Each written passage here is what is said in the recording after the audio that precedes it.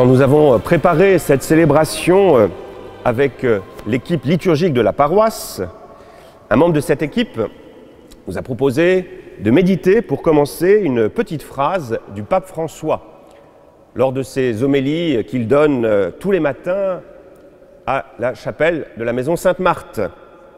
Et voilà ce que disait le pape François: la vie chrétienne, c'est simple, écouter la parole de Dieu et la mettre en pratique. Rien de plus. Alors, est-ce que la parole de Dieu, c'est si simple que cela? Souvent, je suis d'accord avec le pape François, mais là, je dois confesser que pour moi, la parole de Dieu est souvent complexe. Et il y a quelque chose qui est encore plus compliqué que cela, c'est de mettre en pratique cette parole de Dieu. Première chose, cette parole de Dieu, est-ce que nous savons l'écouter? Alors là, j'ai envie de faire un petit test. Je vais m'adresser à ceux qui ont eu la grâce de participer à l'Eucharistie de dimanche dernier, et peut-être celle même à dimanche d'avant. Seriez-vous capable de me dire de quoi parlaient les textes? Est-ce que vous vous en rappelez? On pourrait même faire le test. Quelle était la première lecture? Vous l'avez sur vos feuilles. Vous voyez, c'est étonnant. Ah, il y avait une main qui se levait. Chouette. Ouais, mais les jeunes sont épatants. Mais voilà, quand on est moins jeune, c'est compliqué. Voilà, on n'écoute pas forcément cette parole de Dieu. On ne la prend pas toujours au sérieux. Donc il y a quelques semaines, il y a 15 jours par exemple, Jésus nous invitait à pardonner 70 fois, 7 fois. Est-ce que nous avons entendu cette parole de Dieu, maintenant que, ah oui, c'est vrai, c'était cela, et est-ce que ça a changé quelque chose dans notre vie? Est-ce que, après avoir entendu cette exhortation à pardonner, nous avons fait l'effort de pardonner à ceux qui nous avaient peut-être blessés autrefois? Alors, je ne sais pas ce qu'il en est pour vous, mais moi, je dois malheureusement vous avouer que voilà, ça n'a pas changé en profondeur ma vie de foi. Donc on écoute cette parole de Dieu avec une forme de désinvolture. Et puis souvent, quand on l'a écouté malgré tout, on se dit « je suis d'accord, je vais le faire, mais je vais le faire demain ». Quelle est la réponse? Il y a des parents, quand vous demandez à vos enfants « range ta chambre » ou « fais tes devoirs », qu'est-ce qu'ils disent? « je vais le faire ». Est-ce qu'ils le font?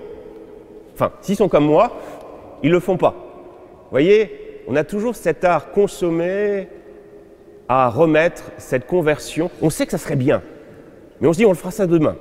Demain, ou voilà. Ce qui amenait le Saint Augustin à faire un jeu de mots. Il disait, Saint Augustin, on ressemble tous à des corbeaux. Alors pourquoi? Quel est le bruit du corbeau? Qu'est-ce qu'il fait le corbeau? Vas-y, Côme. Comment? Voilà, il croasse. Il croasse. Et en latin, comment on dit demain? C'est un jeu de mots de Saint Augustin, donc c'est pas hilarant. Hein. Saint Augustin, c'est pas un comique, c'est plutôt un sérieux. On l'entend dans procrastiner. Crasse. Crasse, c'est demain. Et donc, il fait ce jeu de mots, crasse, croasser. On procrastine. On remet à demain cette conversion. Je le ferai demain. Et c'est terrible. C'est terrible parce que le démon, le tentateur, il est très doué avec nous. Quand arrive demain? Demain, c'est plus demain, c'est aujourd'hui. Et donc on dit, on le fera demain. Et puis demain, c'est aujourd'hui, et ainsi de suite. Et on passe à côté de cette conversion. On ressemble à ce deuxième homme, à ce deuxième fils de la parabole. On dit, on va le faire, mais on ne le fait pas. Enfin, c'est souvent comme cela. Donc, on a une forme de désinvolture vis-à-vis du Seigneur qui tranche. Donc, vendredi dernier, j'étais à l'EHPAD de Cancale, et il y avait un pensionnaire, monsieur Hervé Paul, qui nous a donné l'exemple, moi qui m'a bouleversé, et qui me montre que j'ai un grand chemin de conversion devant moi. C'est cet exemple de Jeanne Jugan. Vous voyez, Jeanne Jugan, originaire de Cancale, elle voit des pauvres, des vieillards, qui sont laissés à l'abandon. Et qu'est-ce qu'elle fait? Elle ne dit pas « je vais m'occuper d'eux ». Elle les prend sur son dos et elle leur donne sa chambre. Vous voyez, c'est un peu comme Zachée. Zachée, rappelez-vous, Zachée, hein, il entend la parole de Dieu, il est bouleversé, il ne dit pas « je vais donner ». Il dit « je donne, maintenant ». Et donc il y a vraiment un effort à faire pour se convertir, pour prendre au sérieux cette parole de Dieu, hein, et de voir qu'elle nous engage. Souvent quand je célèbre des baptêmes, on pose toujours une question aux parents des baptisés. Êtes-vous d'accord pour que votre enfant reçoive une éducation chrétienne et que vous-même, vous aidiez votre enfant à grandir dans cette foi et donc que vous vous engagiez à venir souvent à la messe? Alors, que disent généralement les parents? Ils disent oui, et ils le disent vraiment en conscience. Sauf que mon expérience montre que ils ne viennent pas toujours. Je pourrais interroger chaque jeune en disant « Est-ce que vous serez là dimanche prochain ?» Je suis sûr qu'ils vont me dire oui. Est-ce que dans les faits, vous y serez? Oui, parce qu'on est à Cancale quand même. Mais souvent, voilà, on a toujours... Voilà, et donc là encore, on a une forme de désinvolture. Mais en faisant cela, en faisant cette dernière remarque, je me rends compte que cette remarque était totalement déplacée et était à contre-courant de ce que nous dit Jésus. Il y a souvent une autre réaction que l'on a par rapport à la parole de Dieu, c'est qu'on dit « Je suis d'accord avec ce que dit cette parole de Dieu, mais elle concerne les autres. Elle concerne par exemple vous qui allez faire la première communion. J'en suis sûr qu'en écoutant cette parole de Dieu, vous allez dire « Ah ben oui, ça correspond très bien à telle ou telle personne qui est toujours là à parler de sa foi et puis qui dans les faits ne la vit pas. » Vous voyez, on pense toujours que la parole de Dieu, ça parle des autres. Et c'est une autre manière aussi de ressembler à ce deuxième fils de la parabole. On pense que la parole de Dieu, c'est pour les autres. Eh bien, en lisant ce texte, moi, ça m'a amené à réfléchir. Moi aussi, finalement, cette parole me concerne. Moi aussi, surtout en tant que prêtre, où je passe mon temps à prêcher, eh bien, dans les faits, j'ai du mal à me convertir. Il y a une expérience que j'ai faite très récemment. Donc, je suis frère dominicain. Et vous savez que, ou vous ne savez pas d'ailleurs, c'est pas grave, la vie dominicaine commence toujours par l'année de noviciat. Ça a commencé ces jours-ci pour la nouvelle promotion de novices dominicains. Le noviciat, ça se passe à Strasbourg. Et c'est toujours merveilleux de voir les novices, comme je l'étais, qui arrivent à Strasbourg au noviciat. Ils arrivent avec une toute petite valise, parce que, comme ils se sentent appelés à suivre le chemin de Jésus, ils n'ont plus besoin de rien. Jésus leur suffit. Donc quelques vêtements, quelques livres, une Bible, c'est tout. Donc ils arrivent vraiment très légers. Et puis on prend le même frère, moi par exemple, 10 ans, 15 ans, 20 ans après, pour ces déménagements, eh bien on se rend compte que cette valise, qui était celle des commencements, elle s'est remplie au fur et à mesure. Tout ce que l'on avait donné, tout ce que j'avais donné, eh bien progressivement je l'ai repris. Ce qui fait que quand je déménage, maintenant il me faut un 36 tonnes, je ne sais pas si ça existe, mais il me faut vraiment un gros camion pour voilà. Vous voyez, là aussi, et ça, je dis ça en plaisantant, mais c'est très vrai. Hein. Voilà, souvent, ce que l'on a donné, eh bien, si on n'y prend pas garde, on le reprend. Pour tous ceux qui sont mariés parmi vous, est-ce qu'il n'y a pas un décalage entre vos promesses que vous avez échangées au jour de votre mariage et aujourd'hui? Vous voyez, là encore, le décalage entre ce que nous disons et ce que nous faisons.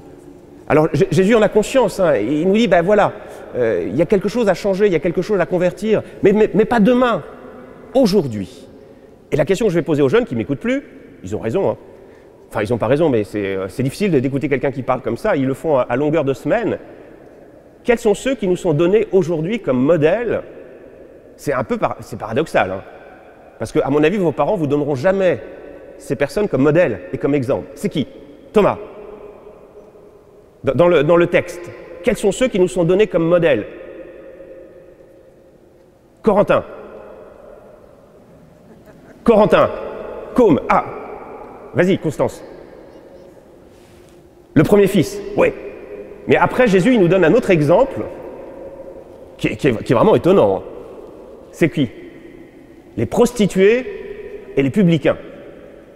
Franchement, vous imaginez vos parents vous dire « Allez, regarde les prostituées et les publicains et tu y trouveras peut-être un enseignement. » Alors qu'est-ce que ça veut dire? Vous n'êtes pas surpris par ça? Qu'est-ce que ça veut dire?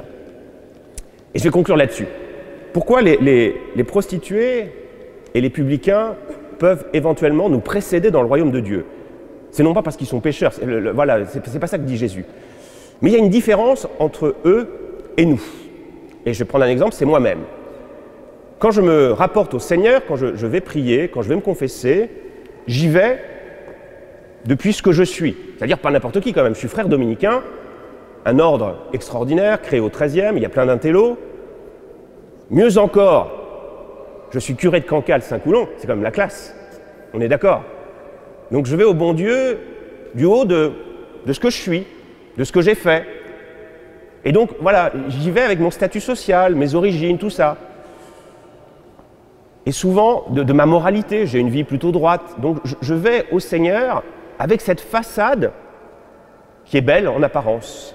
Et si je n'y prends pas garde, cette façade, eh bien, dans une certaine mesure, elle peut constituer un voile qui m'empêche de recevoir cette parole et de me convertir.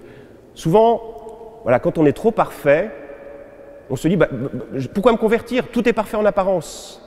Et vous voyez, ce que disait Charles Péguy, on ne mouille pas à la grâce. La grâce, elle ne nous atteint pas parce qu'il y a ce vernis de bonnes actions, de moralité, qui fait que je ne suis pas atteint, si je n'y prends pas garde, par la parole de Dieu. Je ne mouille pas à la grâce. Mon armure est telle qu'elle me protège. Elle me protège. C'est pour ça que la religion, ce n'est pas la morale. La morale, parfois, paradoxalement, elle peut nous éloigner de Dieu. Quand on a une vie trop morale, eh bien, on ne s'interroge plus. Alors que le pécheur impénitent, mais qui essaye malgré tout de lutter, eh bien, quand il va au bon Dieu, il ne peut pas dire « Regarde, je suis quand même quelqu'un ». Non, il y va en vérité. Et moi, ce qui m'a permis de comprendre cela, c'est qu'il y a 2 ans, il y a un très beau reportage qui est sorti sur Lourdes. C'est de Demézières et Turlet. Je ne sais pas si vous l'avez vu, mais si vous ne l'avez pas vu, c'est pour moi extraordinaire comme reportage. Ces 2 réalisateurs qui n'ont pas la foi, mais ils ont senti ce qui se jouait à Lourdes. Et on suit, c'est au cours du pèlerinage du Rosaire, donc fait par les Dominicains, organisé par les Dominicains, donc ça va bientôt commencer. Et on suit notamment le frère Jean-Philippe Chauveau, qui est un frère de Saint-Jean, qui avait un ministère et qui a, enfin autrefois, mais il n'est plus là, mais qu'importe, à Boulogne. Et qu'est-ce qu'il y a à Boulogne? Il y a un bois. Et qu'est-ce qu'il y a dans le bois? Ah, il y a des prostituées. Et donc, il s'est senti l'appel de se dire, il faut que j'aille là-bas. Il faut que je sois auprès de ces prostituées, souvent des travestis. Et donc, il a, avec une équipe, il y allait très régulièrement. Et chaque année, il amenait un groupe de prostituées comme cela à Lourdes. Alors vous imaginez la scène, ces prostituées qui sont habillées normalement, mais on voit malgré tout que voilà, elles ont une activité particulière, avec le frère Jean-Philippe Chauveau, en frère de Saint-Jean. Tout le monde les regarde en disant mais qu'est-ce qu'il fait là? En telle compagnie? Vous voyez, ce regard qui juge, ce regard qui condamne. Et donc dans ce film de Lourdes, on suit notamment un de ces hommes qui se prostitue et qui témoigne de sa foi.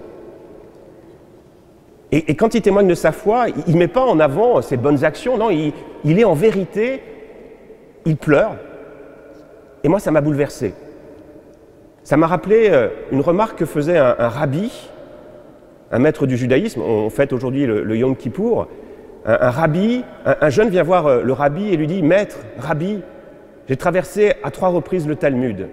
Le Talmud, c'est le commentaire des Écritures juives, donc c'est très long. Et il dit « J'ai traversé à 3 reprises le Talmud ». Et le rabbi le regarde, il dit « C'est très bien mon ami, mais combien de fois le Talmud t'a-t-il traversé ?» Vous voyez, je traverse la vie sans être atteint par la parole de Dieu. Je pense que la parole de Dieu, ça parle des autres, ou je me laisse traverser dans mon cœur. Et je crois que cet homme que l'on voit dans ce reportage, il a rencontré Jésus. Il a rencontré Jésus. Est-ce que vous, les enfants, vous avez rencontré Jésus?